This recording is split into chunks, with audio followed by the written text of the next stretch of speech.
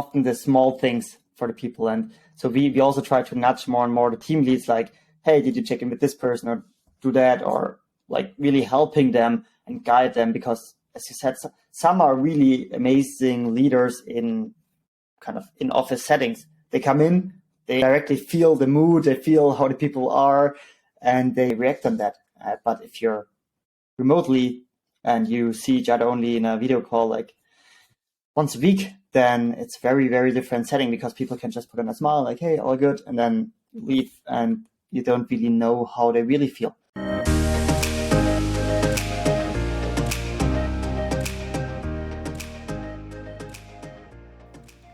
Hey everyone, welcome to Leading from Afar, a show by remote leaders for remote leaders, where we dive into the most important topics facing leaders in the future of work. I'm your host, Scott Markovitz. I was the first hire at Envision, one of the first all-remote companies back in 2012. I've since helped build and scale multiple remote teams as an early employee or consultant. In each episode, we geek out doing deep dives on specific topics like within async, hiring the best talent anywhere, how to create a fun and engaging environment remotely, and so much more. This show was created to help managers leading remotely upskill themselves to help them build world-class remote cultures. If you enjoy this content, please feel free to support me by subscribing in your favorite podcasting app, share it with friends and colleagues, and feel free to buy me a coffee via the show's website.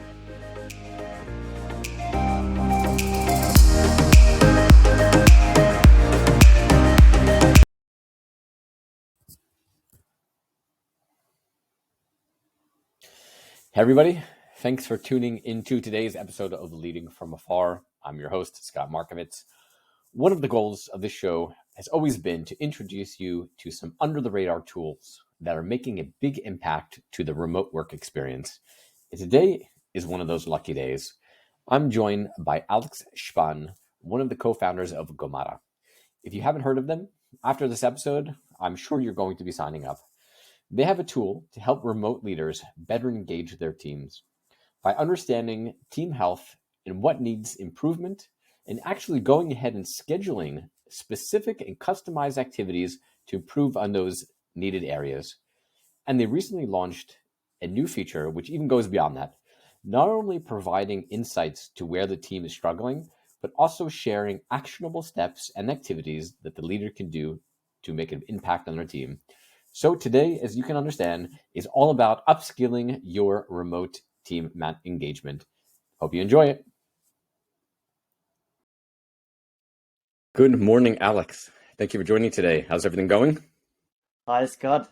Thanks for having me. And yeah, doing all right. Yeah, all good. It's great to have you. Remind me where in beautiful Switzerland. I've been there once in Zurich. It was amazing, like 3 days that I was there. I very much look forward, but when I remember you're not in Zurich, remind me where you are? No, I'm in Zurich. In Zurich, okay. Yeah. Central Switzerland. And yeah, it's a beautiful place. Nice town, but also you are quite close to the mountains and have a nice lake. So couldn't ask for more. Absolutely. And everybody's so nice and polite. And I remember my wife and I, we were there on our honeymoon, and we were walking wherever we were walking, and we were coming to like a street. There was like a little bit of a crossover.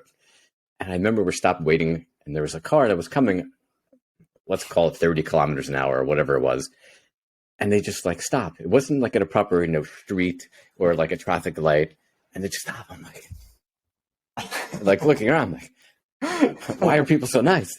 Like, no, especially I think, I spent 4 years in New York, grew up in the parts of the States where, maybe yes, like at certain points at like a crosswalk or something like that, but car was like driving like kind of full-ish speed and just like came to a spot, and I'm like, wow, that's so great. Always have to be careful once you walk, like especially at crosswalks. If you walk slowly, people always think, okay, you want to cross, and then they just stop. If you want to cross or not, doesn't matter. You just stop. So yeah, very forward-looking drivers there. That's awesome. I love to hear it. In different countries, crosswalks sometimes have a meaning, and sometimes it's just like, no, cars go first, and if you want to walk, then you have to wait until there's no car and you can cross. Yeah, absolutely. So usually the way that we start off each one of these episodes is just tell everybody a little bit more about yourself, and we'd love to hear a little bit more about the founding and origin story of Gomada. Sure. Yeah, my name is Alex, German living in Switzerland. I actually started my official career after the studies at consulting, and then I created my first own company, or it's actually second own company together with my co-founder Joao, and we created back in 2020 before COVID hit. We have created a virtual event platform, which was quite nice. We had a nice growth story the first 2 years during COVID, obviously, and we grew our company from basically 0 to 20 people in a very short time. Also onboarded a third co-founder, Joshka, a longtime friend as well of mine. And so we were running this online events platform for 2.5 years. And we have built our company completely remote because my co-founder Joao is in Geneva, I'm in Zurich, and then the rest of the team, we were like, okay, why should we hire in expensive Switzerland if we can get the best talent and from contacts that we might have in Portugal and Germany and like all other places in the world. So we basically started from scratch to work fully remote. And since we have built the company for 20 people in a fully remote setup, we realized what is lacking currently in the world out there and what is going well for us, and what also from talking to other founders, what do they like, what don't they like. And so that was the inception of Gomada, when we realized, okay, let's build something for our own team that makes us as a team better. That was the inception of Gomada. And yeah, I don't know if I should continue on talking or no, it's very interesting. So your co-founders are also from Germany, or they're from Switzerland? The one is Portuguese living in Switzerland, okay, and the other one is German living in Germany. Okay, yeah, because I was thinking, I remember before the pandemic, probably about 6 to 12 months leading up to the pandemic, most of the remote companies that were launching that I had seen were either coming out of Paris or Berlin. So I was very, very fascinated why these two places seemed to be like the epicenter of all these remote companies. So I started meeting a lot of the founders, similar to how we connected and we spoke a while back. It was just like fascinating to kind of hear that story. And it was the same story that every company all over the world was having was, hey, right, especially before the pandemic, if we weren't curing cancer, if we're not getting people to Mars, we can't compete against Facebook or Google. So we understand that in Paris or wherever it be, we need to be remote first from day one, because that's the only way we're going to hire the best people that are out there. So that's kind of a trigger, is obviously being from Germany, and it was thinking maybe there's again that kind of German connection, that very forward thinking even before the pandemic of getting in there.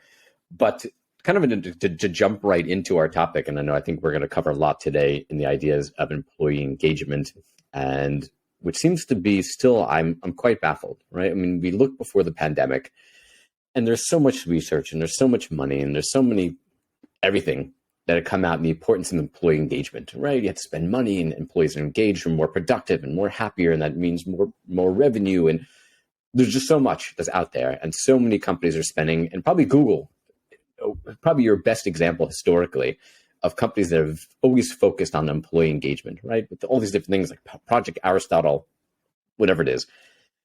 But now the pandemic's hit, and companies are staying remote, or they're going hybrid, or they're trying to figure out what the heck they're doing, because again, many of them still have no idea what they're doing. Would love to hear, especially companies that Gomada is working with and people that you've been speaking with, why are these companies just struggling so much? Especially just thinking about like a Google, who's always known this, who's spent so much money focused on employee engagement.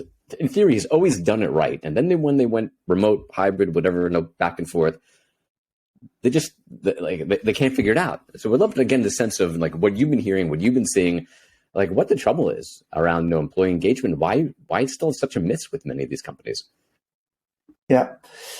That's a really good question. I think what I see for often, like, how do they actually define employee engagement? What does employee engagement mean for them, right? Is it, and I think for many, it's just like this office talks, coming together at a coffee machine or water cooler. Like these are like, hey, people engage, people talk, and it's just so easy to grasp and to see like, yes, there's engagement. People are here, they talk to each other, right?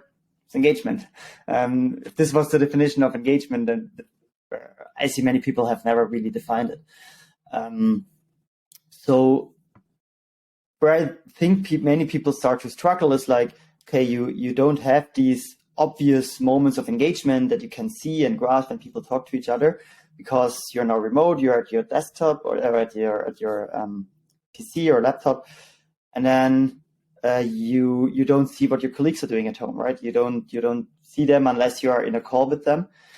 And in calls, I think there's also one big trap, which is distraction.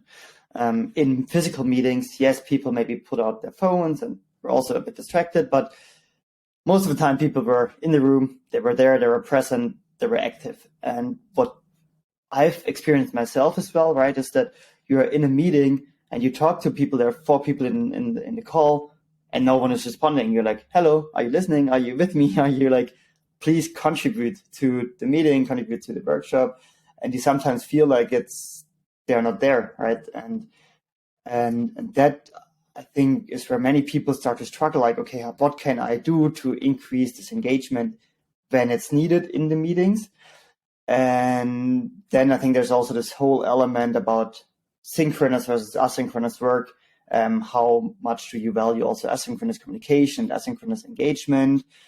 And yeah, but coming back, I think it all starts from making it visible and measure it in order to say if employees are engaged or not, which is much harder in a virtual world than, as I said, seeing it if you're in an office.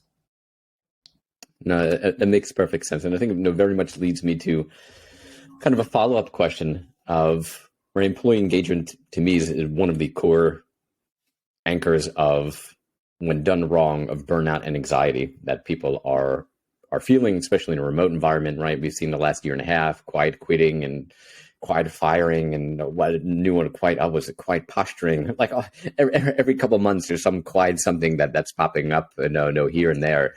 But for me, I mean, in essence, it's if somebody's engaged at work and they're connected, again, whether that's to the work or whether that's to the non-work pieces, there's less anxiety, there's less burnout, because again, they're more connected into what's going on.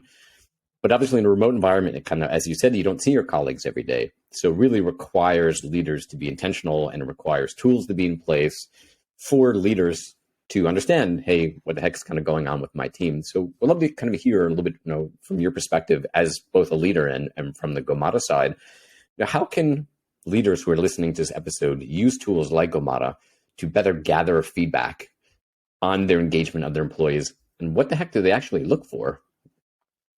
Right.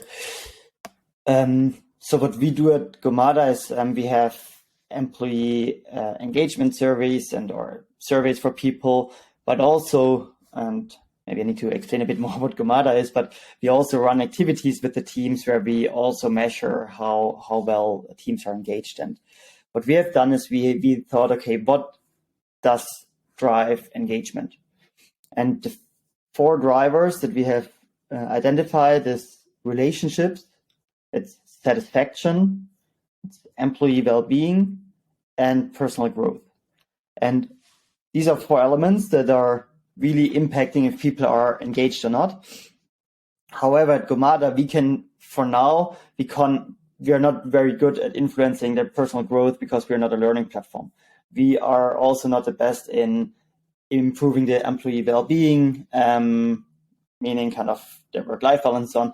But what we can influence quite well is the relationships side. And this is often a tricky part if you're working remotely. And I've listened also to previous shows that you had where people said, yeah, they don't see each other in person for like a year until they first come together, or they work fully asynchronously. They have like, I think, it was Chase Warrington that said from Duris that they work fully asynchronously and they have like one hour meetings per week. How can they build relationships if they don't speak to each other, right? How can they talk to each other? And so we are, as you said, we plan, or we help leaders to be intentional on employee engagement by helping them to build stronger relationships, but also what you said about psychological troubles or what people have. I think it's a lot of a lot triggered by, yes, relationships is one very important factor of happiness, of making people happy if they connect and engage with others. But the other element is also appreciation, which I think is in a remote world also often underestimated and doesn't happen so much. So what do we at Gomada do about that? We have built team building activities with a very specific goal. And one goal could be for an activity to get to know each other better. And that's something probably you have seen as well. But then there are other activities that focus on building trust or sharing appreciation. One activity is called Appreciation Shower, which is really only to come for people to come together and basically share appreciation with each other in a guided way, so that it's not really awkward, but like really in a nice and sensible way, where people after they leave the activity, it's like, okay, this was a really, really nice session. They feel much better. And this is, this is what we do and try to help to prevent some of these issues, but also to ultimately make teams more effective and help them to collaborate better. But yeah, what is your stance? I mean, you also talk to a lot of founders, a lot of startups, a lot of remote teams. Yeah, how do you see it? Yeah, I mean, I agree with kind of everything that you said. I believe, as if you obviously have listened to episodes here, know the one word that comes up more than anything else is intentionality. And the biggest issue for leaders who went remote during the pandemic, unless they've actually had the opportunity to upskill, which very few have, they just still don't grasp that concept of intentionality. They need to intentionally create moments and opportunities in all the different ways. Again, whether it's learning, development, mentoring. There was another article, someone recently outside the Guardian a couple of years ago that argued about mentoring and Gen Zs losing access to looking over the shoulder. Whether it's onboarding, these water cooler moments, where I had a previous manager who was great. He was a great leader on the side. We're always supportive, like whatever you need, I'll help you. Wonderful. But coming from an office environment, the way that he got to understand how everyone's doing, both work-wise and personal-wise, was by seeing them in the water cooler and having lunch with them and going for beers with them. So in a remote environment, that switch didn't happen to say, hey, I need to intentionally check in, whether it's Slack, whether it's whatever different formats, which again, we've spoken about it at length in episodes of the shows. But so I had one-on-ones with him every other week.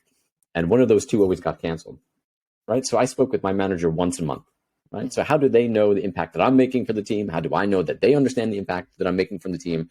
So it's very much creating a understanding you have to know. And then I think then comes to the point of, okay, well, I understand I need to bring my team together, right? I need to do team building things to help with engagement. I don't know what the hell to do. And what, even understanding of what to do. And I think that's one of the beautiful things about Gomada. It's not, hey, let's do a game, which I'm a big believer in games. Every week, let's play a game, or every week, let's do like a lunch and learn. But it's very focused on, again, and some of the feedback that you get of what pieces may be lacking at the moment. And that's the event type that you give to them. It's like handing them on the platter. It's like, here's the feedback that we have from your team. On Wednesday at 2:00, here's the event that you're going to do. That's very focused on this week, get to know you. So it's going to be a lunch and learn. It's going to be whatever it is, show and tell, something. So I think having those, again, opportunities of intentionally create those moments. So again, it could be games, it could be fun, it could be whatever the heck it is. But understanding, hey, we need to create these. Because yes, like you said, speaking with Chase, and I've been a very big fan of Doist, and I'm also a big advocate for async, by default, and I run my teams that way. But you also need synchronous opportunities for that team building, right? For teams to get together and brainstorm and have fun and ask questions and do co-working. So I'm very much of, right, yes, we should get rid of meetings, because me sitting in a meeting, and I always think about how you started off, right? In an office, in a conference room. Probably mentally, I was checked out of almost all those meetings. I didn't care. But yes, when you're sitting in front of them in a room, like you have to kind of just pretend like you're paying attention, versus here on Zoom, right? You don't have to be. But it wasn't a different, I wasn't engaged on a different level in the office as I was remotely. I'm just like, same thing. Why couldn't you just send me this damn presentation? Let me look at it myself. I'll give you comments. I'll give you feedback, and save my 60 minutes of sitting in this room for no reason, and let me get work done. But I think it's definitely to your points of giving leaders the understanding of here's the things that we see with your team. And here's how we can help. And again, just even in those cases, how we can do team building, how we can do trust, and being able to hand that to them. So I think it's an awesome thing that that you guys are doing.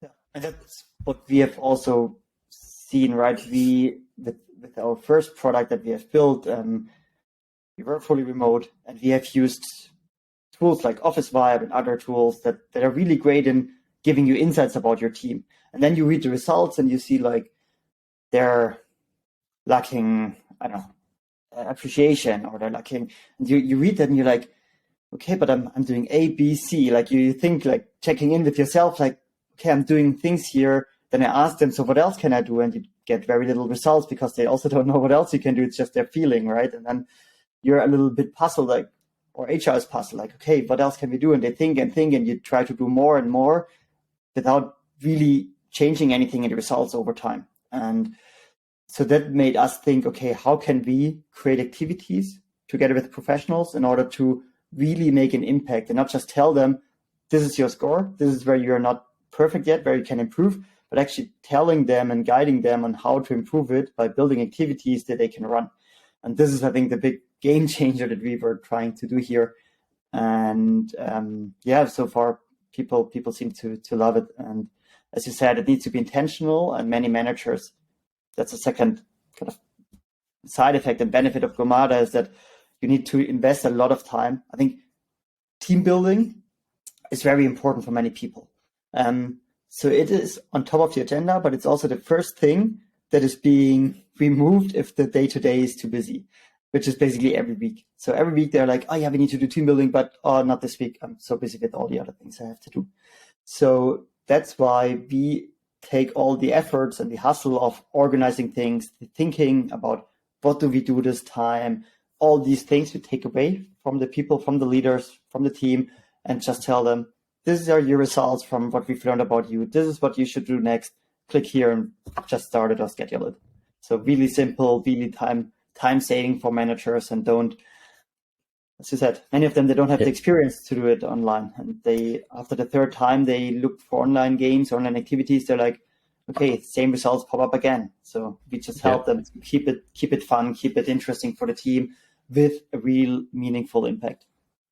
I mean, those to me are like the two core points. It's number one of, yes, you as a leader are actually going and organizing some events, right? We have to do events. So I'm going to now take the time to structure some events or give ownership to the people on my team to do events like I did. But the back end of that issue is, right, most people probably don't even know what type of events to do. Like, even if you're just not focusing on trust or awareness, it was just, right, just have fun, right? How many games can you do? How many show and tells? Like, people just don't know what to do outside of being able to go find and go set it up. Like, I mean, we had that across our teams. It's like, okay, what should we do? Should we play this game or that game, or should we do this show and tell? Or what should be the topic? Like, again, it's difficult for people who don't have that old school remote experience to really understand. Here's the types of things that we should do, and mix those in. So I think that's one of the beautiful areas. And maybe I would actually love, let's maybe deep dive into a couple of those specific activities that you organize, because God knows how many times I've had this argument with how many people around like return to office. And many companies are saying, oh, return to the office is for culture. Okay, we understand like productivity and work can be done in home and wonderful, but culture doesn't happen outside an office. You need that physical space to do the office. I just kind of laugh and say that's just absolutely ridiculous. It's the people that create the culture. But again, as we've said here a couple of times, remote leaders need that intentional opportunity for creating that culture. So, and especially in like the team building and fun and different things. So maybe let's deep dive, take 2 or 3 specific activities that Gomada creates. Maybe come up with a story again, is you kind of hinted to it before, like maybe there is a lacking of trust. So let's maybe use that a case. Okay, you're getting that feedback. Maybe there's like a dip in trust. Let's talk through like what activity is created, like what that activity looks like. Maybe like 2 or 3 examples of those we'd love to hear about. Sure. Happy to share. So one activity that we have is about improving communication skills in a kind of fun, interesting way. So what happens is that one person gets shown a picture of, let's say, a bridge, or like a drawing of a bridge.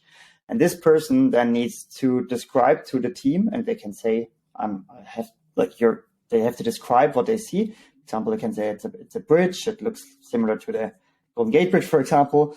And then the other team members, they need to draw what the person is explaining. And so you start off like, hey, it's a bridge. And then like, okay, so how do I start to explain it? And then it's a line here and a line there. And then basically it goes for like 3 minutes or so until the time is over. And then people or the everyone will see all the results and the original picture. And then the person needs to say if this prototype that was drawn is functional and basically a good prototype or not. And then you have some form of reflection of, okay, what was the failure? Why didn't we all get the perfect bridge drawn? And you can kind of reflect, okay, we missed this information or this wasn't clear to us. And then the next person is on next person's time to kind of again explain a different picture, a different drawing, and the others draw. I think there's like three rounds, and this is really intentional. Like, okay, how can you explain? How can you communicate yourself clearly? Set the big picture first, then go into the details, and like you understand really like what people need in order to get the most information in a very short time and draw perfect prototypes in the end. So yeah, that's about communication. Of course, it needs some abstract way to apply that to your day to day, but I guess we try also to help the people to make this transition of. Okay, that sounds to me like just a super fascinating activity. And yes, being able to work on the communication skills. And I think it's so core at this point, right? Because we old school remote leaders all say that the future of remote is async by default, as we kind of hinted to with Chase and Dugas before. So if async by default is the future, right? That means much more of, this is not a 30-minute meeting where we kind of go, ping pong back and forth. Every response has to be thoughtful and precise. And I think very much to what your point is, very clear, right? How can I make that response? How can I, if it's a feature or whatever it is, how can I help you visualize that bridge as clearly and concisely as possible? So when you get it in one message, you've got all the bullet points and the colors and the this and that and the other, and you'll come as close as you possibly can to the right looking bridge with one message. So I love that idea of just even preparing people now for what the future is going to be within remote, of very much of that async, very long form writing or whether video, but very concise and not just winding on a Loom video for 35 minutes, just talking about something, boom, boom, boom, right to the specific point. So I love that idea. Give us maybe one more. Yep.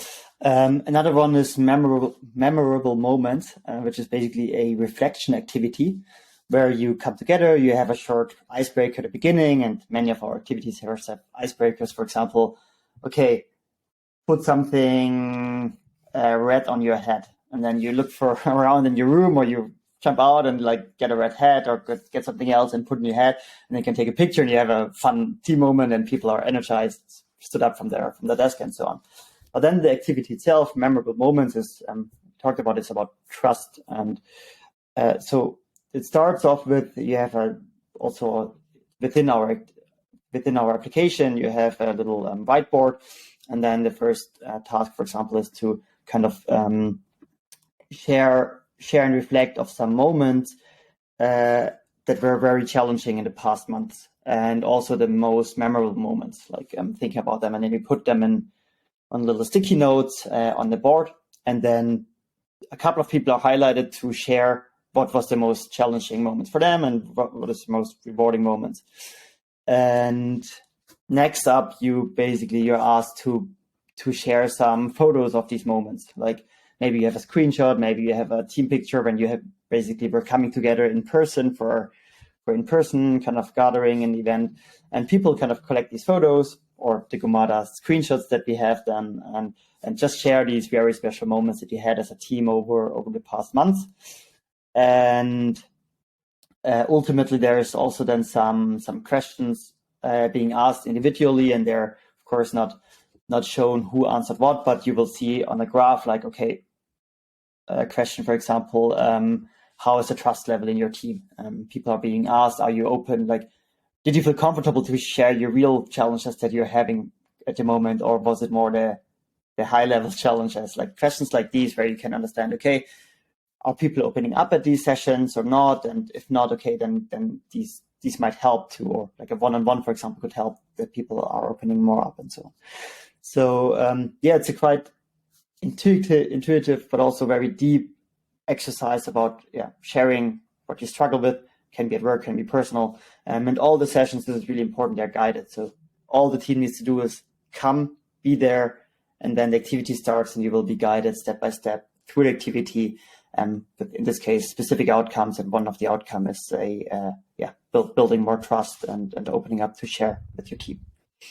But as I said, there are multiple other activities, some really fun, like the Gartic phone activities that you might have seen out there. Like we have also something like that, which is really fun. Quiz-based activities, get to know each other activities, like a lot of different activities. Some are really fun, all have a fun element, but some of them are also really, really meaningful and really deep to actually improve your team. No, those are very cool.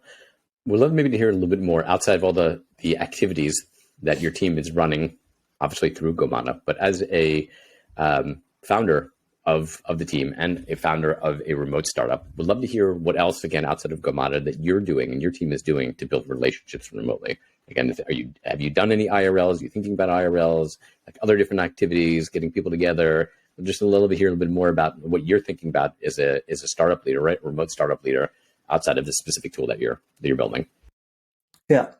So what we do is, so we call it pop-up office, and other people call it, I think, gatherings or retreats. So basically what we do is we bring the team twice a year. We bring the team together into different locations.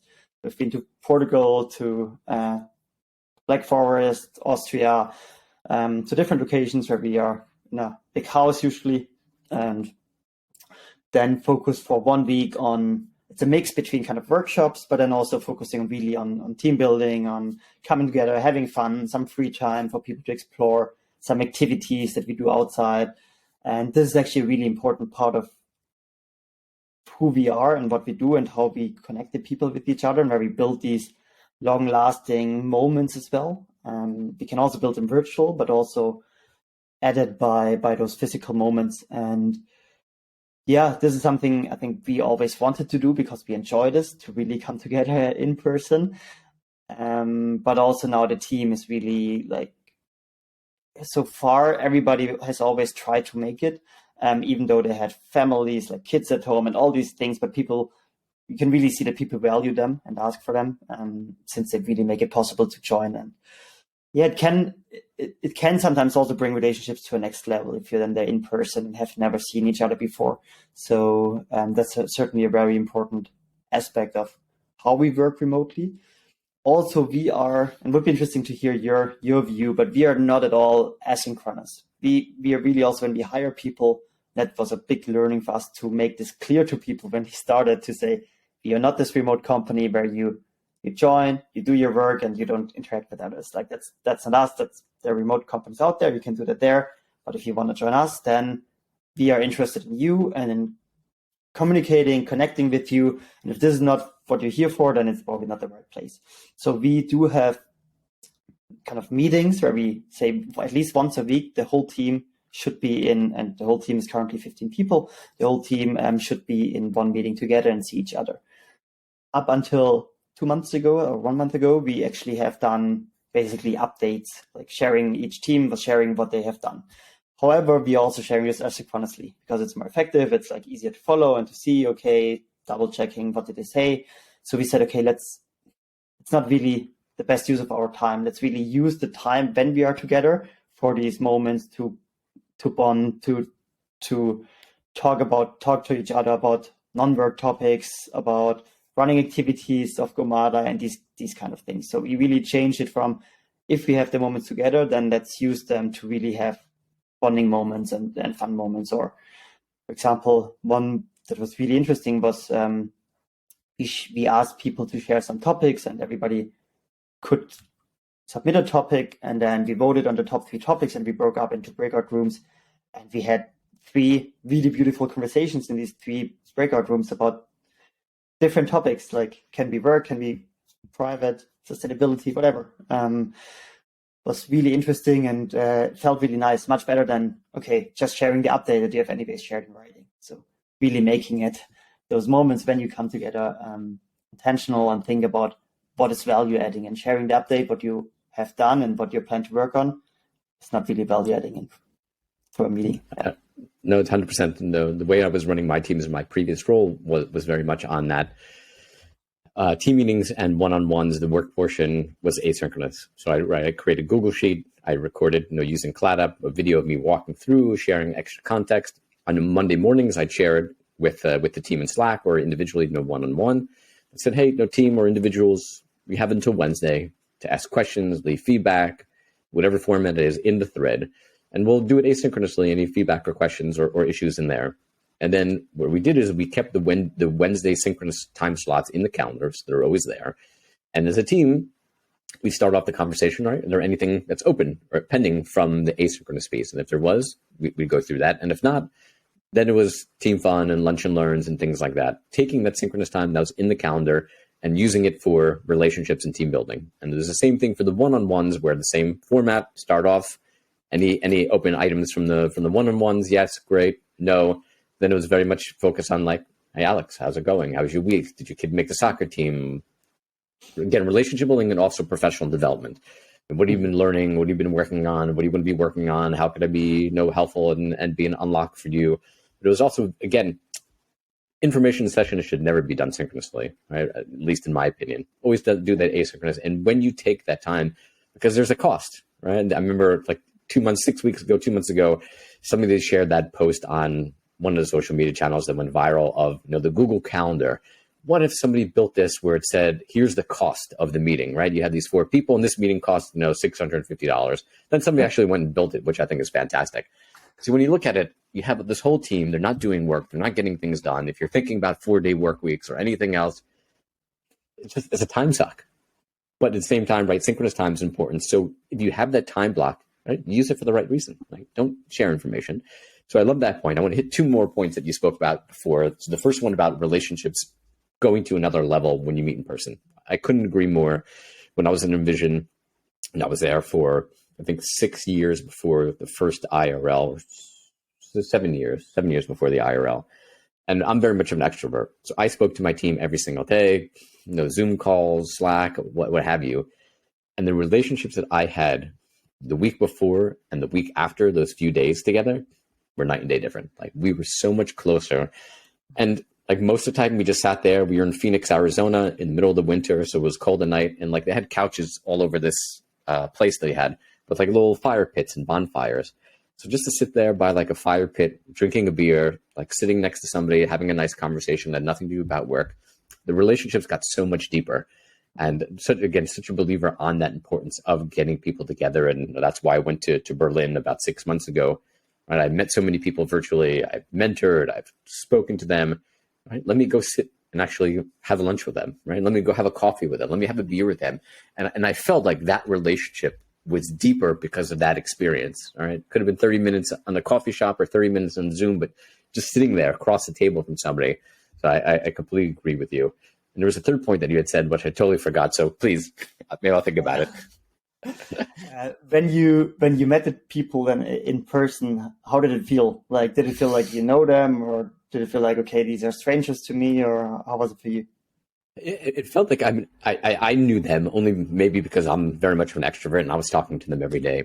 But I felt like, wow, you're in real life, and there's some nuance more that I get to know about you by physically being next to you and spending time with you.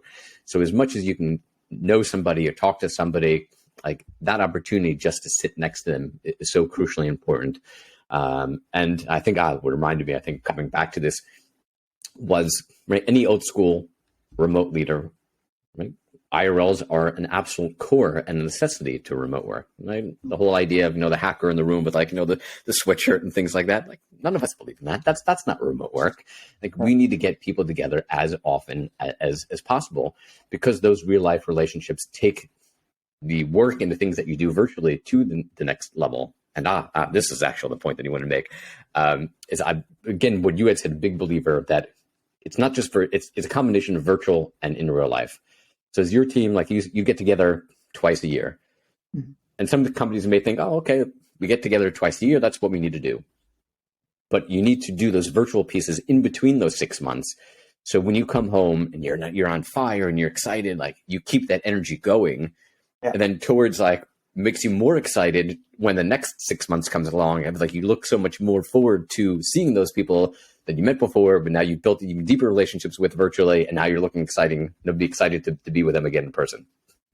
Yeah, no, 100%. And also what you said, interesting for us when we met for the very first time in the first pop-up office, it felt like we know each other so well already. Like, yes, it's a different level, but it was like, okay, all my friends. And I mean, at least for us, we always have our cameras on, or pretty much almost always. And I think that adds a big element to, okay, you get to know each other if you don't see each other on a day-to-day basis. I think that's an important aspect, at least for us as well. Yeah. Yeah, I love that point. And one thing I've also said across a lot of episodes is how well I knew my team. At every meal, and this is something we've spoken about, especially in the last 3 episodes about IRLs, was you're getting the company together. And you would think, oh, okay, because the point is for the whole team to mix and mingle, right? Engineering meets product and sales meets finance. But right, that's not really reality. People are people, and people tend to cluster in the groups that they know. So at every meal at this IRL that I went to, right, every team sat siloed. Your iOS team with your iOS team, your APAC sales team. So I sat at a different table purposely every meal. Like I refused to sit with my team, and they drove me nuts. Like, why aren't you sitting with us? And like, here we get to be together. I'm like, I talk to you every day. I know you already. Like all these people here, I have no idea who they are. I never would have met them outside of this. And having like that engaged and intentional, again, not for this episode, but that importance of just meeting people and connecting with people outside of, especially as your team grows. Because right, I remember at the beginning of Envision, like I talked to the early developers every day in whatever capacity, as product design, support. And then as time went, like my interaction with developers kind of drifted away. So by that time, like I rarely talked to the developers, but these are relationships I had before. And okay, like yes, it was great to see these OGs, but I wouldn't necessarily think of talking to any engineers because I didn't really have any interaction with them. But how important that is when you get your team together. Absolutely. And I think also for us, we have amazing people who organize, or like internal people who organize these pop-up offices. But there we really manage to, or try to make activities at lunch, right? That they really have to sit with other people, or like get a challenge or draw a number, like doing things that people actually have to talk to others. But I feel like we are at a size where people are really open. Okay, let's chat with others. It's not like 100 people shop where, okay, you talk to your 5 people in your team and that's it.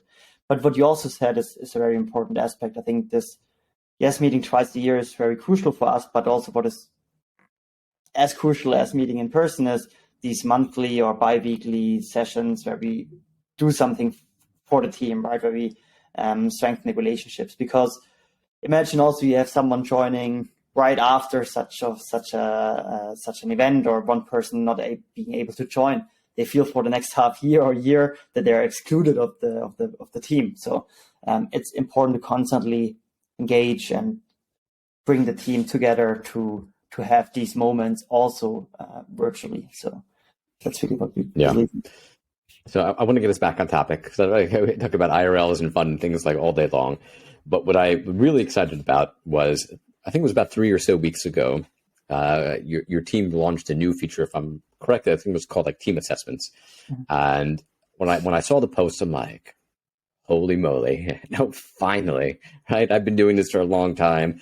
I've been saying this, here on the podcast for years. We need this thing, and finally, was so excited to see somebody built what was really needed for remote leaders to really understand what the heck to do with their team. So let's maybe start with, like, tell us a little bit more about the new feature that you rolled out, team assessments, and really how is this going to, from my opinion, this is going to be game changing for remote leaders. Mm-hmm.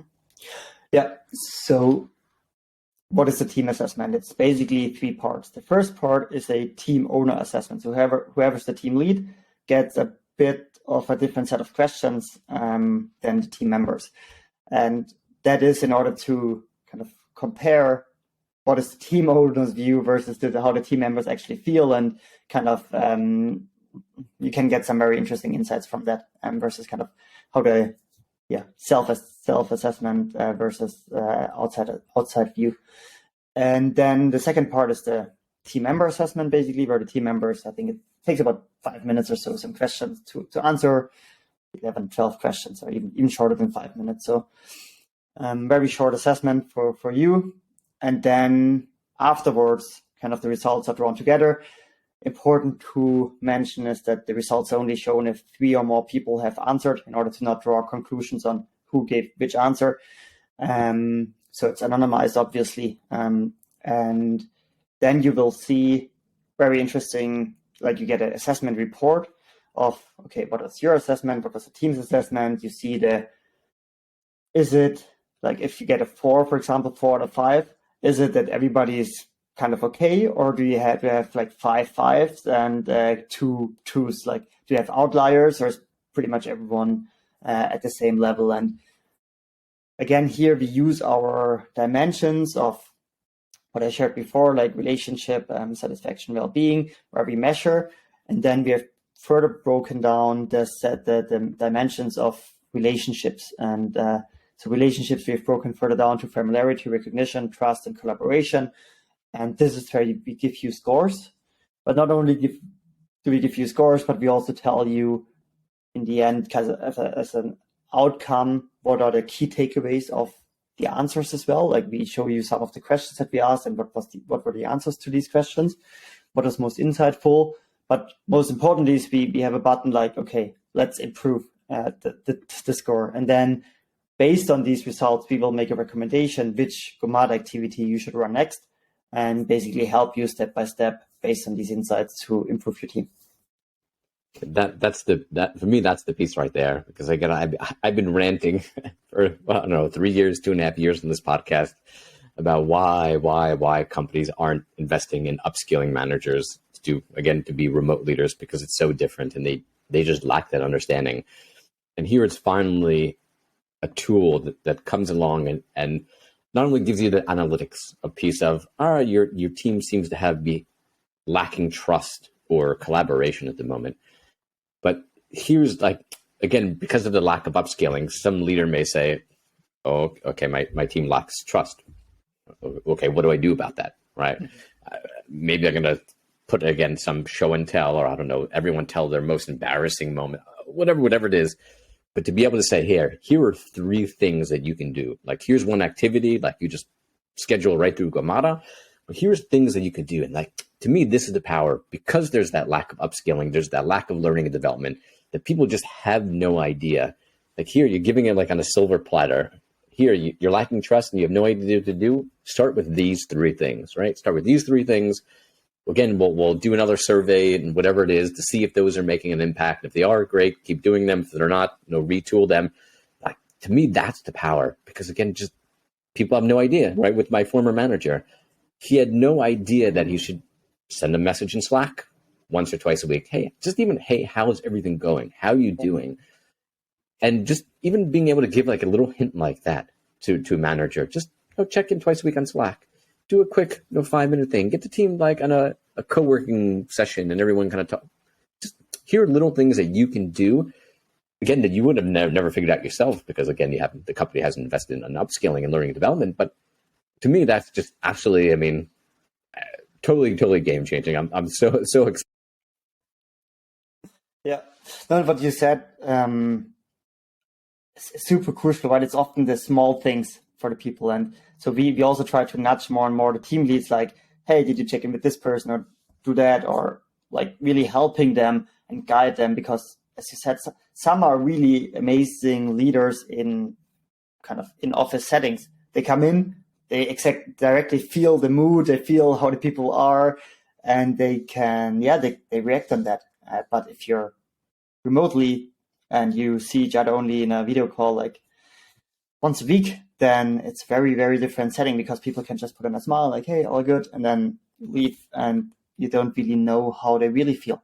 So that's a very super crucial element in what you say, right?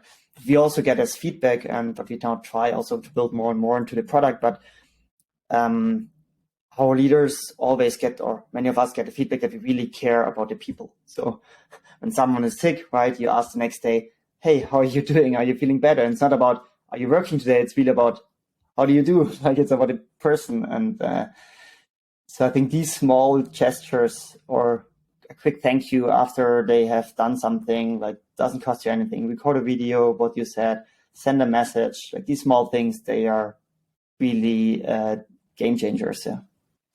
I love that. So much goodness here.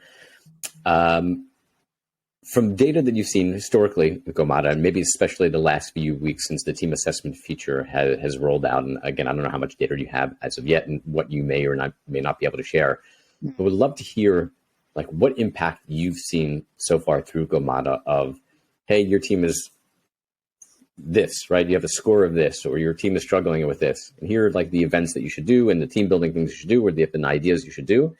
And what are you seeing from that? I'm just fascinated by, again, especially because you're laying it out for them, even previously, just here's the event that you should do to build collaboration, right? And that great idea about the bridge, even so much more where it's now detailed. Would just love to hear like what that impact has been, what you've seen so far. Yeah. As you said, since we only launched the team assessment not so long ago, it's hard to really draw conclusions. Okay, that the active teams in Gomada, what impact did it have compared to not so active teams? So that's why I don't want to make any wrong conclusions too early here and can't share any data. I can share from our own team. So since we started using it for ourselves, we had a score before of like kind of 3.7 of kind of engagement score, and engagement score is kind of a combination of the different subscores that we are calculating. And since we are now having the team assessment and running basically every week or every other week in a team an activity, we have now moved basically 0.5 up to basically 4.2 in engagement. And it's once the score, but at the same time, each time we run a Gomada activity, afterwards I feel like this was actually really good invested time compared to the meetings that we had before of, I share what I've done this week and what I'm going to do. No, this was not well invested because this could have been done much more effectively asynchronously. But every time we did an activity, it was like, this was good, this was fun, I learned something about them, I feel closer, like, just motivated me to continue on going. Like, I could really draw some energy compared to attending meetings where you just share things, which is actually just energy draining. So, yeah. Oh, very, very interesting. The last question I have, I know we have running low on time. You mentioned earlier at the beginning that you're obviously not a learning and development company. And I don't know, again, how much you want to share, you can share about kind of product roadmap, but I would love to hear you just thoughts of where you can kind of take even the next step, right? I think we've gotten to the point where you could do the studies, right, originally in Gomada, and the team is feeling lonely. So maybe now the suggestions will say, hey, simply suggestion, check in twice a week in Slack or what have you. That's a great step. Is there any thought of giving more of a insight or kind of a learning into why you should do that, or what the impact is of sending a message twice a week, or if it's on communication, how a game of drawing a bridge will actually can help with collaboration and how, because again, for me, it's like a super amazing step one.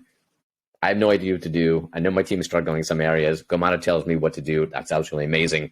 But the only way that I'm going to get better as a leader is understanding why is it a problem and what this activity to do is going to help. So then I can understand that myself and be able to try to do those things in the future. So just your thoughts, again, it doesn't have to be on the roadmap, but we'd love to even hear just ideas and things that you're kind of kicking around of how to take that to the next level. Yeah, very, very important aspect of, give the people the why. Why should we know on this activity? Why should we do it? Why does it matter?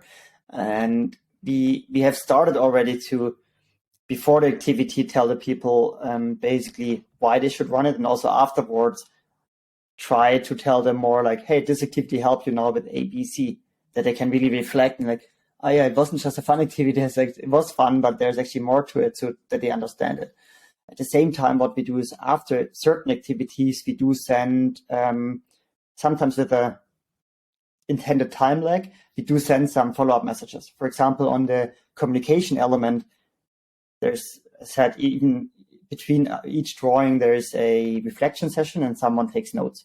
And these notes will be sent to the whole group afterwards. Like, hey, this is the communication session you have done. This is what you've learned. And here are actually your core takeaways on your takeaways, not any takeaways randomly, but your takeaways, what you should kind of look at more closely when you communicate next, to really have this intentional long-term impact and not just this one-off, oh, that was nice, was fun.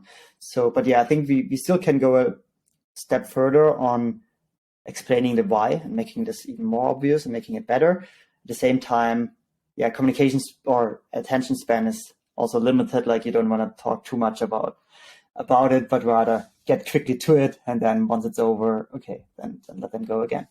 But throwing it out here, the big keyword that is all around, but I think there's a lot we can do now with AI and the tools that are out there, leveraging these existing tools to, besides what Gomada can do, also what you said, right, giving these recommendations based on artificial intelligence on, okay, this is for your team, these are your challenges, this is what we can recommend you besides running activities. And here we are still in a kind of exploration phase, but yeah, seeing other platforms in different spaces, how quickly they manage to adapt these new technologies, I'm very confident it can also rather quickly give some value add to clients by adding these components. That's super exciting. I mean, for how much, I've fallen more in love with the product with that release, to hear that some of these pieces are already there. This is absolutely fantastic. So I highly recommend everyone who's listening to this episode to go sign up. So for people who are listening, who are interested and should, with absolute cause and without any delay, go connect with Gomada, go sign up, connect with you, learn more about you. What's the best place to get a hold of you, learn more about you, sign up for Gomada, all that good stuff? Yeah.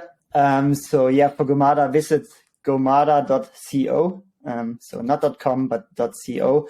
And yeah, sign up. We have a 30-day free trial. You can just test it for free with your team. No credit card required. Really easy to just explore it, test it, try it out. And yeah, with regards to me, I'm on LinkedIn. So you can find me under LinkedIn, Alex Spahn. And probably don't even need Gomada, but if you type in Gomada as well, you'll find it for sure. That's amazing. I think I hear at the end of the episode here, the thunder in the background towards the end of the episode. But Alex, fantastic conversation. No, thank you so much for joining. I'd love to hear all the things that you're doing as a remote leader yourself, with your teams, and certainly as someone who's building a tool to make the remote experience so much better, and way beyond excited about the features and the things that you're building there. As excited as I was when we first connected, probably maybe about a year ago, for what you're building. To hear even more what you're building now, what you're looking to build, for me, this is a totally game-changing feature and tool for remote leaders to absolutely be using.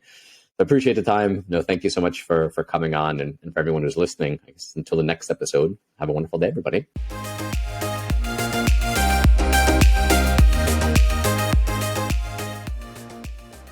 Thank you so much for tuning into today's show. I really hope you enjoyed it. My aim is for everyone listening to have one takeaway from each episode they can then go and use with their teams. If you enjoyed the show, please feel free to support me by subscribing in your favorite podcasting app, on our YouTube channel, share it with friends and colleagues, and please feel free to buy me a coffee via the show's website.